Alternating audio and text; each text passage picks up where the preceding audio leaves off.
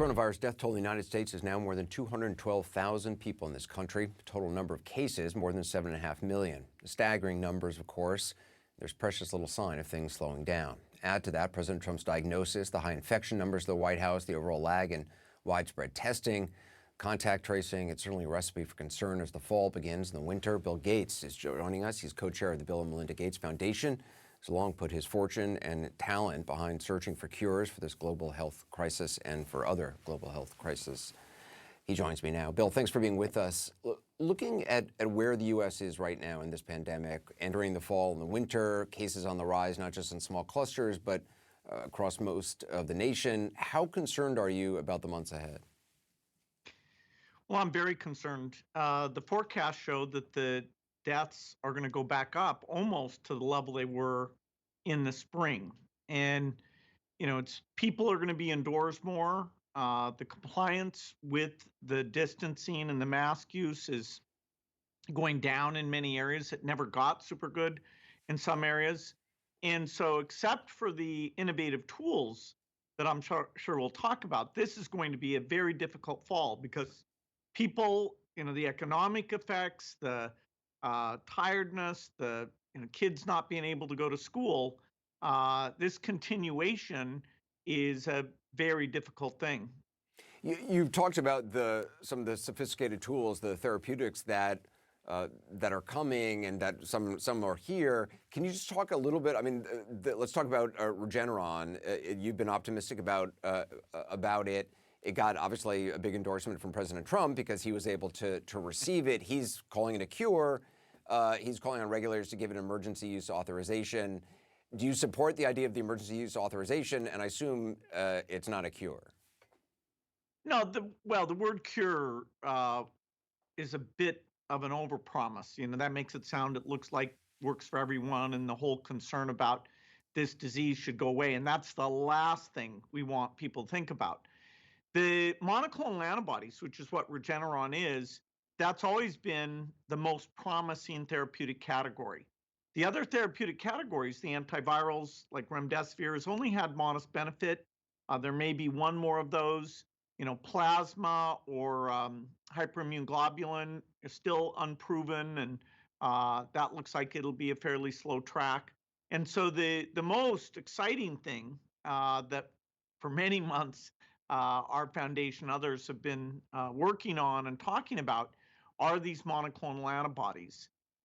There are several companies, Eli Lilly, Regeneron are going to be two of the first, later AstraZeneca and Vir, and so the supply will go up. The early data looks quite good. We saw in the Lilly data that over 60% of the people who got it early, there was a 60% reduction in the number that needed to be hospitalized. Now, as we get to larger numbers, our confidence in that will go up. But so that's something that would be given to people early on after they test positive. Yeah. So the dexamethasone, which is really the only significant intervention drug we have, is a late stage. In fact, it's a little confusing why, in the case of President Trump, that was given when it was. It modulates the immune system, which has a net benefit in late stage. The monoclonal antibodies, if you test positive like he did, and then your oxygen is going down and you're above 60, that is a perfect target for the monoclonal antibodies. Eli Lilly feels they can help patients with quite a bit less, more like 0.7 grams than the 8 grams that President Trump got. And the lower the dose, of course, that means not just a few people, but lots of people, not just in the United States, but elsewhere, could get it. And so our foundation reserved factory capacity to make monoclonal antibodies about 6 months ago. And now with Eli Lilly, we're putting those into the factory. And if everything goes well, the cost of this intervention could be only a few $100s or even under $100 Wow. if things went really well. We need to prove that quite a small dose, as low as 0.3 grams, is effective. I know the Trump administration had put limits on stem cell research by the federal government, and Regeneron, I believe, uses embryonic stem cells, it was developed with that use. Would that be an issue moving forward for widespread use and distribution of it? Well, not outside the United States, certainly. I don't know the facts on that. Okay. When there is that type of usage, those are cell lines that are usually decades old. So it's not something that's connected to any current controversial activity. Hmm. It's very helpful for testing quite a few things both in the vaccine area and in the antibody area. But I don't know in this case exactly what Right. happened there.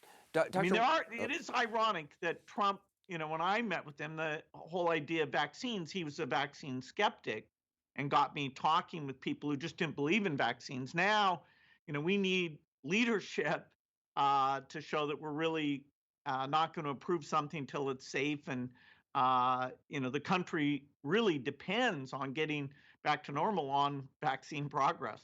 Yeah, I mean it's a huge concern about even when there is a vaccine, if there is a vaccine that works and it's able to be distributed, will people actually take it?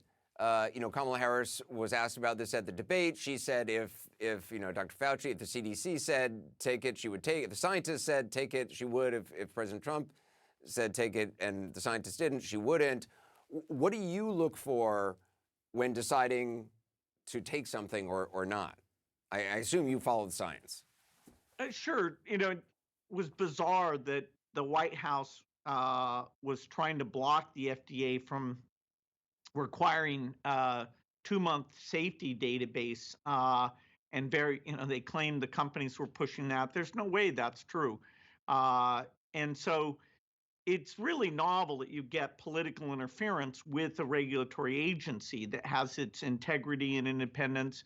We saw that with the plasma announcement where they embarrassed themselves. Now with the vaccine announcement, I don't think they'll make that mistake again. In fact, they stood up to the White House and the guidelines were updated, which is a very positive thing. So, the FDA, including its outside experts, the companies, I think the data will come out.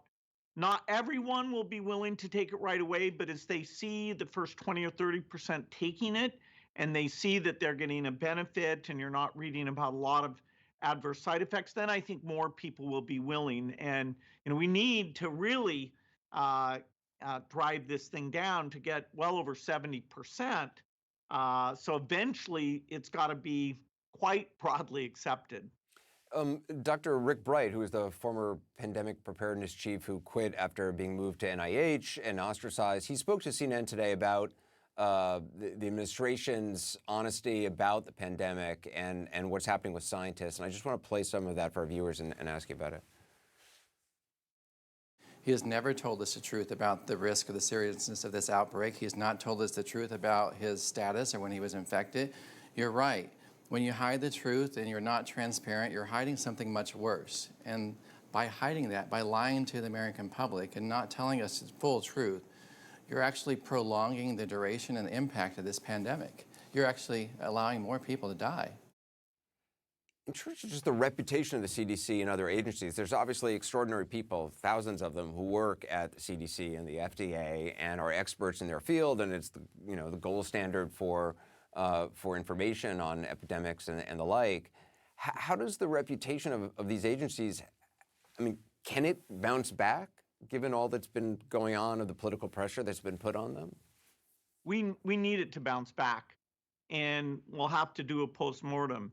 No one expected the politician to grab the microphone in this way. The CDC is trained to talk to the public, tell them the truth, phrase it in a way that, even though it's somewhat bad news, people get ready for this. And they made some testing mistakes early on, but then their voice really, where is it? You don't see it hardly at all.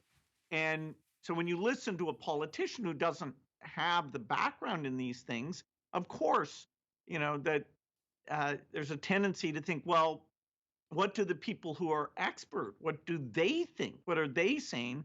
Somebody who's willing to say, hey, we've got a big challenge that we're going to have to work on together, including changing our behavior, wearing masks being at that top of the list. So it's been amazing that Dr. Fauci has been willing to speak out and well admired for the role he's played.